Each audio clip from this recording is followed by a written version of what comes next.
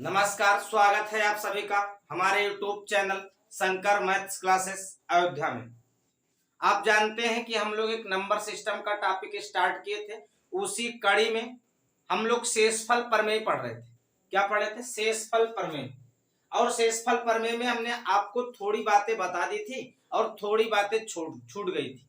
उसी बात को हम आपको आज बताएंगे। आप अगर पिछले वीडियो नहीं देखे हैं तो उसको जरूर देखें। पिछले क्लास से रिलेट मैं फिर से आपको करूं और आप बोर्ड की तरफ देखें। मुझसे आप कांटेक्ट बनाए रखें। मैं आपकी आंखों में आंखें डाल के पढ़ाने का प्रयास करूं। समझ रहे ना? तो मैं पिछली क्लास से अगर आपको रिलेट करूं तो मैंने पिछली क्लास में आपको दो बातें बताई थी। पहली बात तो यह थी कि अगर -1 की घात n लगा है तो n दो कंडीशन पे डिपेंड करता है, एक सम पे और एक विषम पे।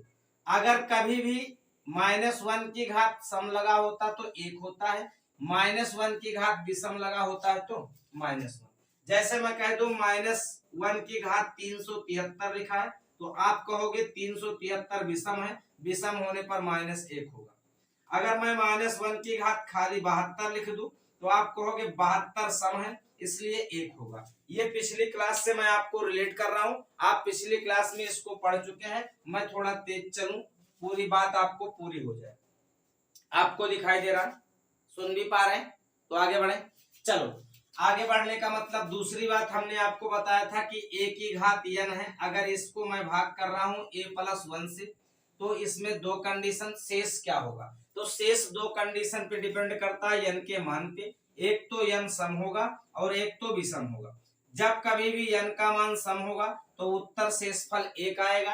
अगर n का मान विषम होगा तो शेषफल सदैव a आएगा। ये दो बातें मैं आपको बताया था। आज उसी कड़ी में एक मैं सवाल लेकर आपको समझाने का प्रयास करूं। आप बोर्ड की तरफ ध्यान को अपने केंद्रित रखें। आप मुझे भी देख पा रहे होंगे और बोर्ड को भी देख पा रहे होंगे और मुझे सुन भी पा रहे होंगे।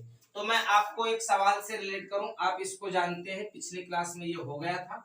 तो मैं एक सवाल से आपको रिलेट करूं। सवाल जैसे मैं लिख दूं 87 की घात 87, 87 की पावर 87, इसको अगर भाग किया जाए 88 से और आपसे पूछा जाए शेष क्या होगा तो आप क्या कहोगे कि देखो ये वही वाली कंडीशन बन गई कि a की घात n अगर भाग किया जा रहा है a+1 से तो आप n पे उत्तर दें। n का मान क्या है तो आप कहोगे n का मान विषम है और विषम होने पर शेष a होता है। a का मान कितना है? 87। तो आप ऐसे लगा लें कि a शेष बराबर क्या हो गया तो आप कहोगे शेष 87 होगा। क्या इस बात को समझ पा रहे हैं? जो इसका पूरी बात थी वो मैंने पिछली वीडियो में बता रखा, आप उसको देख लें। तो ये आपका एक सवाल था, एक छोटा सा, यहीं से मैं शुरू किया। मैं एक दो बातें और बता दूं, जब कभी भी ऐसे कंडीशन बने तो आप ऐसे कर लेंगे और इसके आगे की बात मैं आपको बताऊं, आप इसे लिखें। अब आज मैं आपको एक नई बात बता दूं। नई बात ये है कि जैसे एक सवाल से मैं समझाऊं कि लिखा है 2 की घात 36, अगर इसको भाग करूं मैं 7 से और पूछूं शेष क्या होगा तो इस बात को मैं समझाने का प्रयास करूं कि शेष जब भी निकाला जाएगा तो आप ये कोशिश रखें या तो -1 बने या तो +1 बने। -1 और +1 बनेगा तो पावर को हल करना आसान होगा, अदरवाइज पावर को हल करना कठिन काम होगा।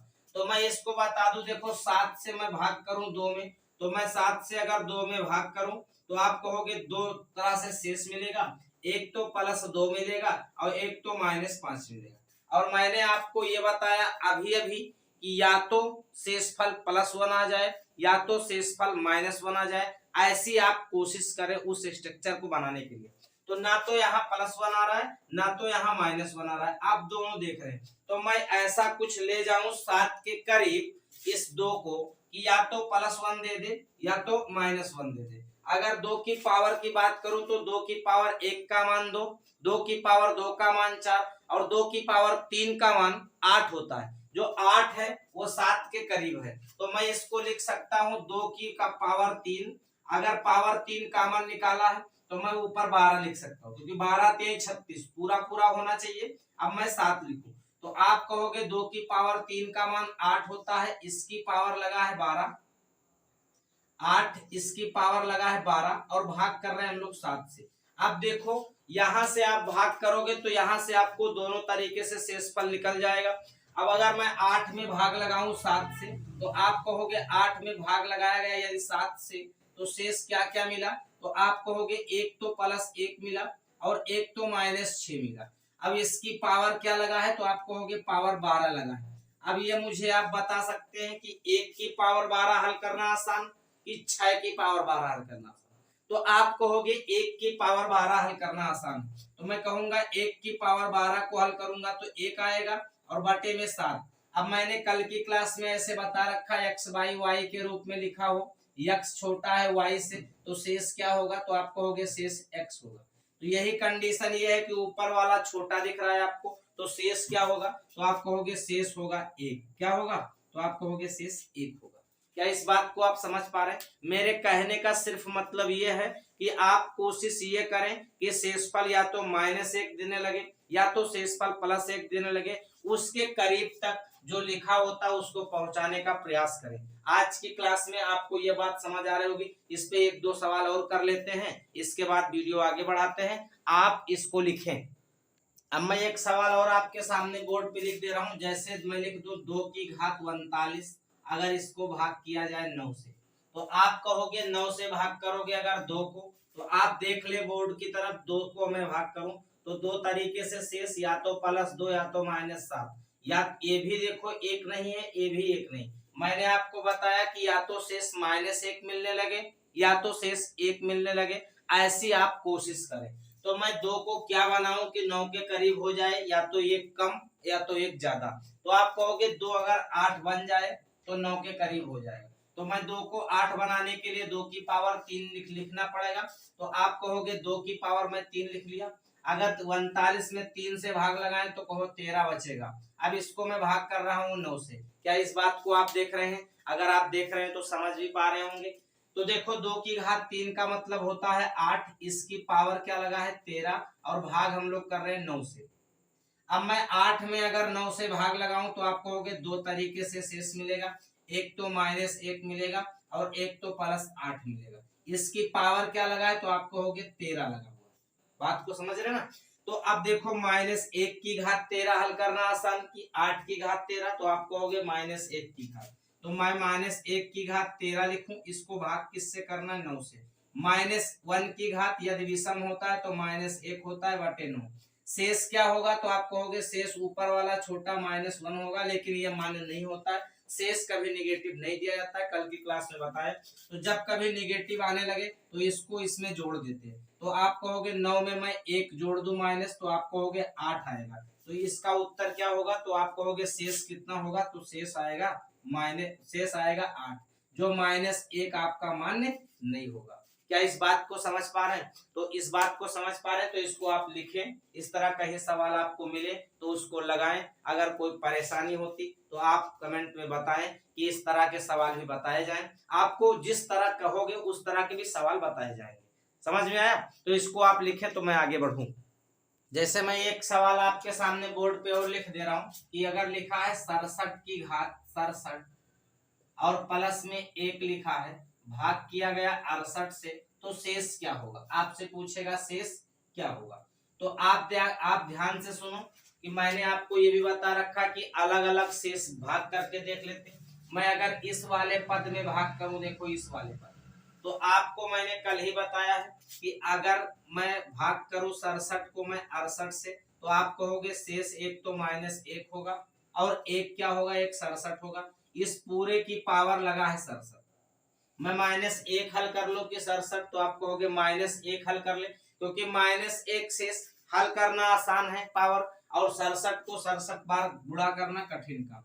-1 की घात क्या, तो आप कहोगे 67 और बटे में क्या, तो आप कहोगे 68। -1 की पावर विषम है तो आप कहोगे क्या उत्तर होगा, तो आप कहोगे -1 बटा 68 होगा।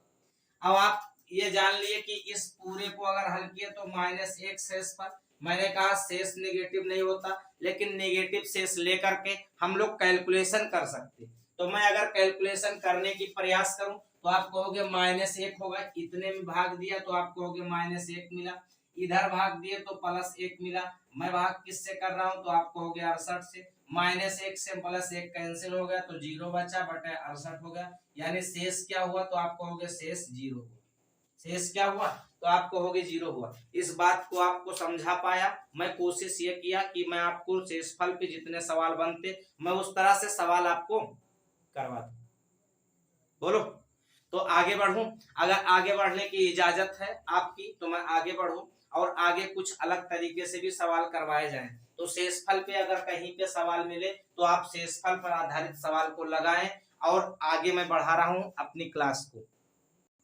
अब आप एक हेडिंग लगा लें, विभिन्न प्रकार की संख्याओं का योग। विभिन्न प्रकार की संख्याओं का योग। मैं आपको इस तरह भी विभिन्न प्रकार की संख्याओं का योग, इस तरह भी सवाल आपको लिखा दो तो आपको 5-6 बातें हैं उनको लिख लो। अगर आपसे पूछे प्रथम n प्राकृतिक संख्याओं का योग, n प्राकृतिक संख्याओं का योग अगर आपसे पूछे तो क्या होता है, तो आप कहोगे n+1/2 ये होता। दूसरी बात, अगर पूछे प्रथम n सम संख्याओं का योग, तो जब सम संख्याओं का योग कहेगा तो आपको क्या करना, तो आप कहोगे n+1 होता है। अगर फिर तीसरी बात ये पूछे प्रथम n विषम संख्याओं का योग, इसको इसलिए लिखा दे रहा हूं कि अगर इस पे भी सवाल आपको बने तो आप कर ले जाएं, ऐसा ना हो कि ना कर पाए। तो आप कहोगे इसका उत्तर n² होगा। तीसरी बात ये पूछी जा सकती कि प्रथम n प्राकृतिक संख्याओं के वर्गों का योग। वर्गों का योग अगर आपसे पूछा जाए तो वो क्या होगा, मैं लिख दे रहा हूं। वर्गों का योग क्या होगा, तो आप कहोगे n+1 2n+1/6 ये होता। अगली बात पांचवी भी आपसे पूछी जा सकती कि प्रथम n प्राकृतिक संख्याओं के घनों का योग। अगर आप कहा जाए घनों का योग तो आप क्या करेंगे, उसको भी लिख लें। आपको यहाँ दिख रहा होगा, मैं लिख दूं तो आप कहोगे n+1/2 इस पूरे का होल स्क्वायर लगाएंगे। ये आप 4-5 बातें लिख लें। ये 4-5 बातें इसलिए आवश्यक है कि इस पे भी डायरेक्ट सवाल पूछ लेते, तो आप इसको लगाने का प्रयास करें।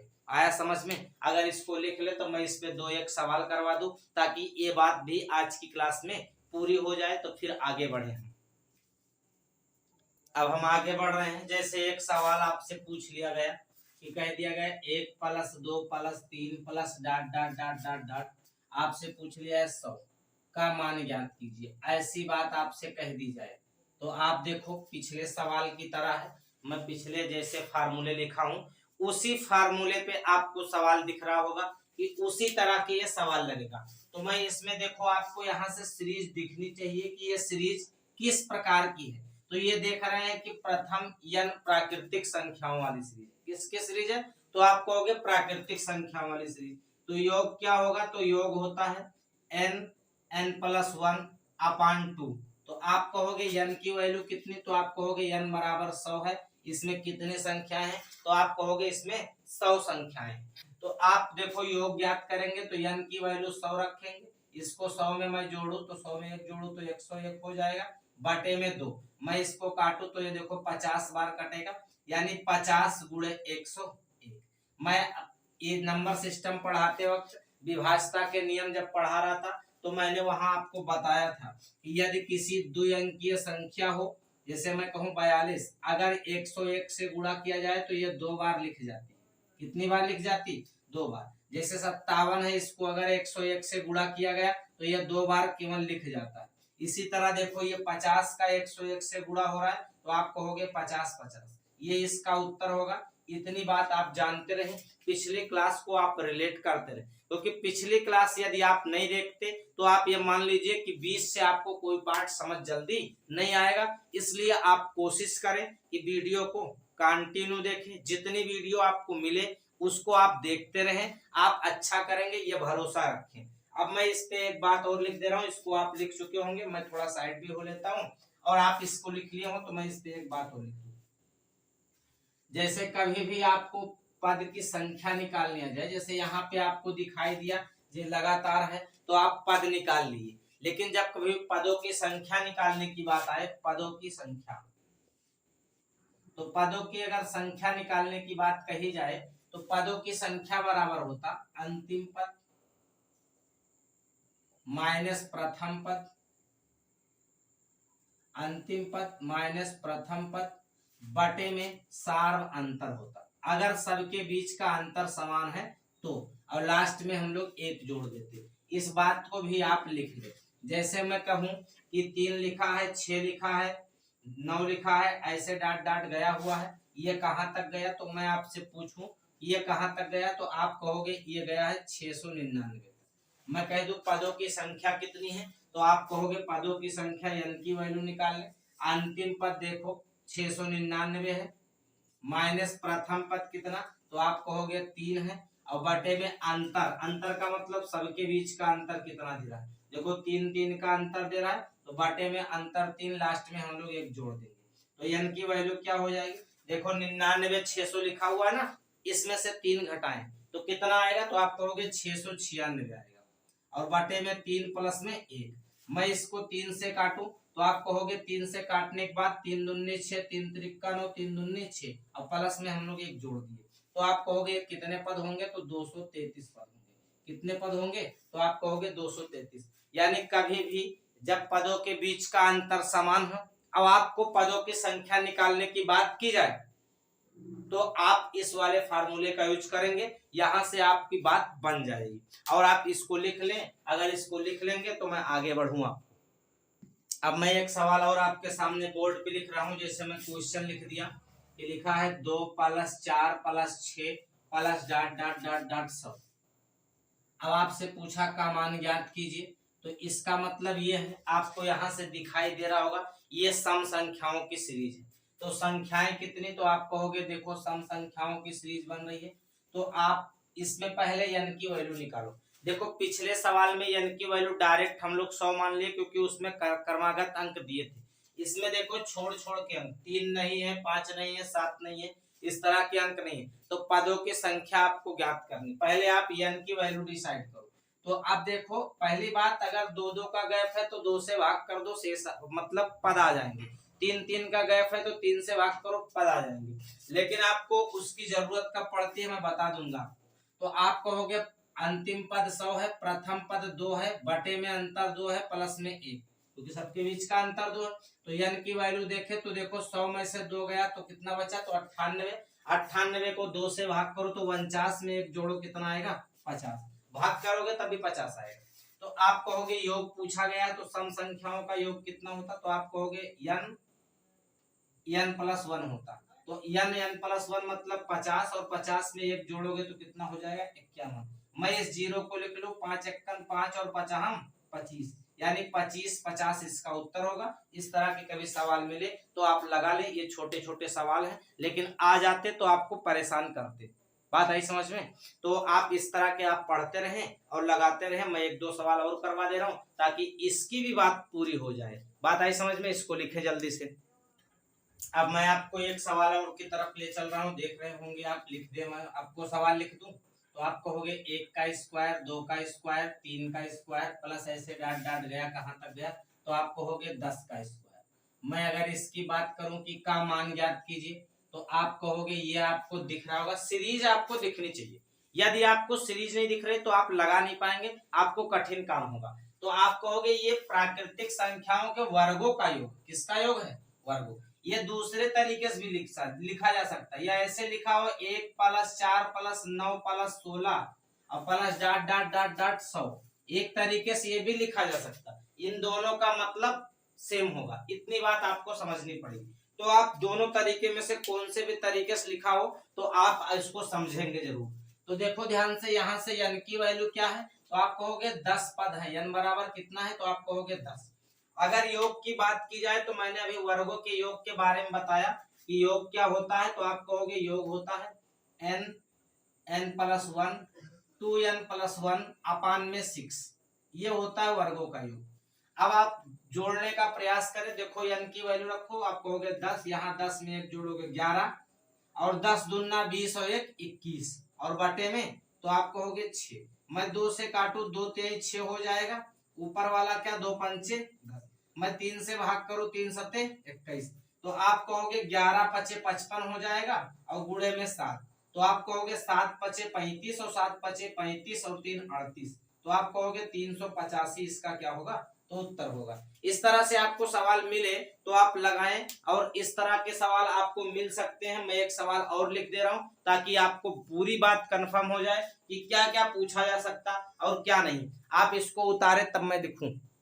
आप देख रहे होंगे आपके सामने एक सवाल लिखा हुआ है 1 का क्यूब प्लस 2 का क्यूब प्लस 3 का cube plus dot dot dot dot 20 का क्यूब। अब देखो ध्यान से, इसको भी दूसरे तरीके से भी लिखा जाता। ये यहाँ 1 लिख दे और यहाँ 8 लिख दे, यहाँ लिख दे 27, ऐसे करके आपको लिख ले तो आप कहोगे यहाँ लिख दे आपको 8000। तो इस तरह से आपको समझना पड़ेगा कि ये ऐसे लिखा हुआ पद है। बात आई समझ में? तो ऐसे लिखा हुआ पद है तो ये आपको समझना पड़ेगा। जब तक आप समझेंगे तब तक आप कर नहीं पाएंगे। तो देखो अगर ऐसे लिखा हो तो आप ऐसे बना लेंगे, समझेंगे जरूर। मैं इसमें n की वैल्यू देखूं तो आप कहोगे n बराबर कितना लिखा हुआ तो आप कहोगे n बराबर 20। अगर मैं योग की बात करूं तो आप ये देखो घनों का योग लिखा। घनों के योग के बारे में अभी मैंने आपको बताया n + 1/2 का आप कहोगे इसकी पावर में होल स्क्वायर। मैं n की वैल्यू रख दूं तो आप कहोगे 20 गुणे 21 बटे में क्या तो आप कहोगे 20 गुणे 21। देखो 20 यहाँ रखे, 20 में 1 जोड़े 21 बटे में 2। इस पूरे का क्या है तो आप कहोगे ये पूरे का होल स्क्वायर। 2 से काटू तो आप कहोगे 10 बार। तो आप ये देखो इसको इससे जोड़ गुणा किया तो आप कहोगे 210। इस पूरे का होल स्क्वायर लिखा, कोई दिक्कत तो नहीं। तो आप कहोगे पूरे का होल स्क्वायर लिखा यानी 21 का वर्ग होगा 441। 1 0 है तो आप कहोगे 2 0। क्या इस बात को आप कंफर्म हो जा रहे हैं कि नहीं? कोई दिक्कत हो तो बताओ।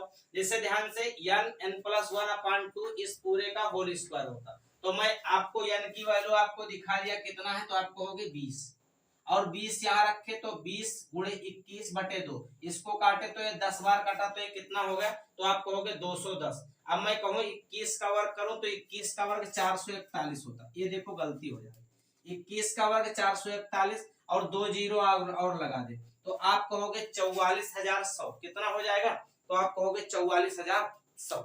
आपको ये बात समझ आ होगी क्योंकि सवाल मुझे लगा कि कुछ गलत हो जा रहा है इसलिए मैं दोबारा रिवाइज किया और आपको गलती पकड़ में ये आई कि 21 का वर्ग कितना होता है तो आप कहोगे 441 और 1 0 है तो वर्ग होने पर 2 0 होगी। तो आप इस बात को समझ चुके होंगे। आज की क्लास में हम लोगों ने शेषफल से छूटी हुई बातें पढ़ी और इसके बाद में मैंने विभिन्न प्रकार की संख्याओं का योग बताया। अगली क्लास में आपको पशु पक्षियों और जानवरों पर आधारित सवाल करवाए जाएंगे। जैसा आपने सुना होगा कि कुल सिरों की संख्या इतनी होती और पैरों की संख्या इतनी होती, तो इस तरह के सवाल आपसे बनते कि कितने 2 पैर वाले हैं। बात आई समझ में? तो आप समझ चुके होंगे कि मैं आपको किस तरफ इंडिकेट कर रहा हूं। आज की क्लास मैंने आपको इतना बताया। अगर आप देखें इसे कोई कमी होगी तो उसे आप कमेंट में बताएं, सुधार करने का बेशक प्रयास किया जाएगा। लगभग पूरी बातें आपको बता दी जा रही, कोई बात छूटी नहीं जा रही है। आज के लिए इतनी बात काफी है, बाकी के लिए बात कल होगी। मैं मिलूंगा फिर से हंसता हुआ मुस्कुराता हुआ अगली क्लास में। धन्यवाद। आज के लिए इतना कर